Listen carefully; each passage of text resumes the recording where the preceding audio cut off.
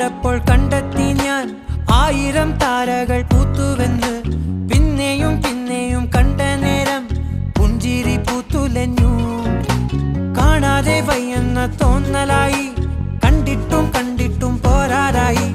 തൊട്ടപ്പോൾ ആത്മാവിൽ തേൻ നിറഞ്ഞു, പൂ പോലെ നീ